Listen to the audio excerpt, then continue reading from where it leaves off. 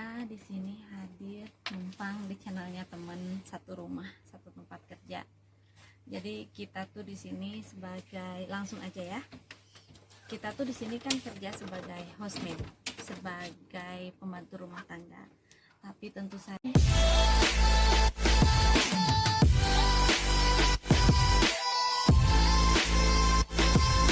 guys, selamat malam. Saya di sini hadir numpang di channelnya teman satu rumah, satu tempat kerja. Jadi kita tuh di sini sebagai langsung aja ya. Kita tuh di sini kan kerja sebagai housemate, sebagai pembantu rumah tangga. Tapi tentu saja yang namanya pekerjaan itu, apalagi yang banyak orang berpikir bahwa seorang housemate itu adalah pekerjaan yang kurang bagus gitu, maaf. Tentu saja itu adalah bukan sebuah pilihan sebetulnya, hanya saja kita memang harus memilih karena untuk memperbaiki taraf hidup, ekonomi di rumah. Tentu saja kita bisa melakukan berbagai hal, yang penting itu tidak merugikan orang lain, juga menghasilkan sesuatu yang halal gitu intinya. Jadi gini loh guys, kita berbicara tentang cita-cita atau keinginan. Tidak ada seorang pun yang punya cita-cita atau keinginan untuk menjadi seorang TKW, saya yakin itu. Tapi memang keadaan yang menjadikannya harus mengambil keputusan. Contohnya saya sendiri, saya seorang ibu rumah tangga dengan 5 orang anak, tapi yang ada 4 orang, 2 laki-laki dan 2 perempuan, dan mereka masih kecil-kecil. Pertama kali saya masuk Hongkong tahun 2011 guys, maaf, 2011, dan waktu itu usia saya masih sekitar 32 atau 33 gitu. Anak saya waktu itu yang paling besar berumur kelas 1 SD, sekitar 6 tahun atau 7 tahun ya, sekitar itu. Saya sebelumnya di rumah hanya ibu rumah tangga biasa, nggak pernah bekerja meninggalkan suami ataupun anak-anak, mutlak sebagai ibu rumah tangga yang hanya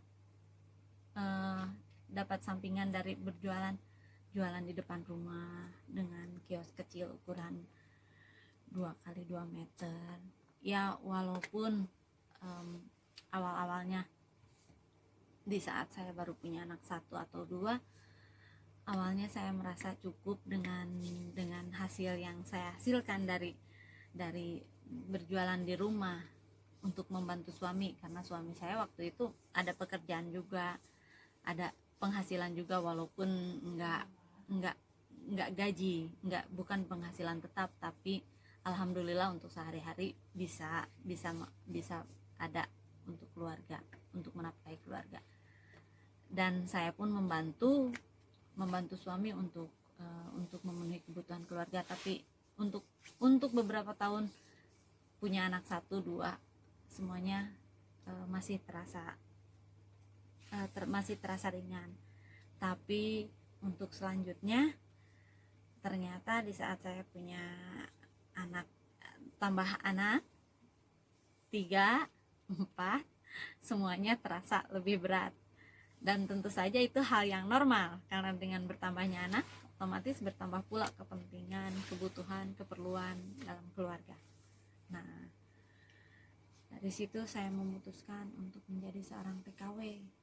Dan alhamdulillah, karena yang pertama kita untuk menjadi seorang TKW itu adalah tekad yang bulat. Kita tidak bisa setengah-setengah, karena bukan jarak yang dekat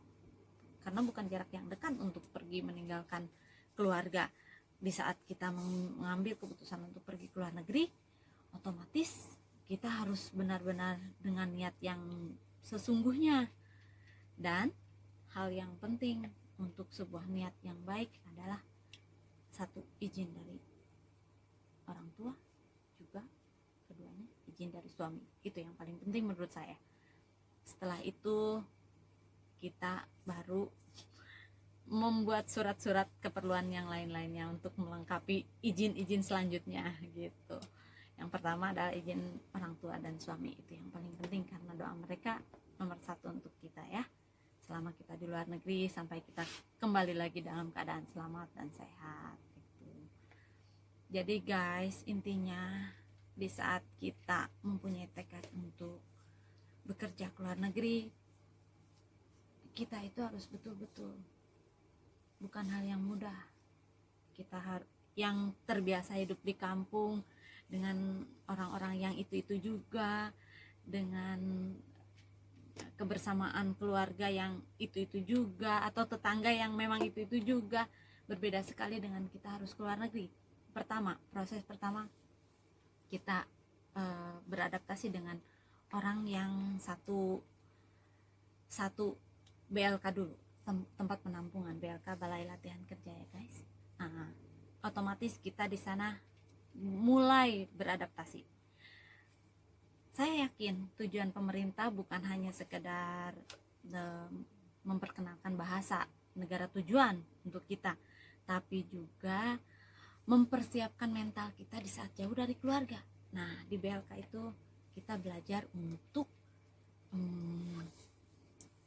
belajar perlahan jauh dari keluarga, dari orang-orang yang kita sayang, orang tua, suami, anak itu.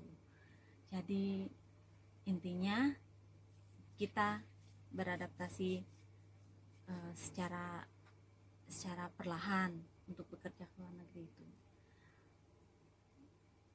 Untuk pertama mungkin di BLK dulu kita beradaptasi, karena di BLK datang dari berbagai kota di Indonesia. Ada yang dari Pulau Jawa, ada juga yang dari seberang, misalnya dari NTB, NTT atau seberang lainnya. Ada juga dari banyak, bahkan bukan ada yang dari Lampung, saudari-saudari kita yang dari Lampung juga banyak yang bekerja sebagai TKW. Mereka juga punya adat sendiri-sendiri ya, punya kebiasaan sendiri-sendiri tentu saja. Setiap daerah punya kebiasaan sendiri-sendiri, setiap suku. Nah, di sini di BLK ini kita berusaha untuk beradaptasi. Sebelum kita beradaptasi di luar negeri dengan tentu saja dengan negara yang berbeda, otomatis dengan makanan yang berbeda pula, bahasa yang berbeda pula, adat istiadat yang tentu saja berbeda pula. Nah, di situ kita mulai belajar beradaptasi di BLK dulu pertama. Untuk selanjutnya kita beradaptasi di luar negeri, di negara tujuan. Nah, untuk itu harus punya tekad yang kuat, semangat yang hebat buat sebuah cita-cita. Nah, itu aja dulu guys untuk malam ini. Selanjutnya kita ketemu lagi, mudah-mudahan bisa ketemu lagi, saya dapat pinjaman channel lagi dari teman saya. Oke, bye bye, assalamualaikum, semangat.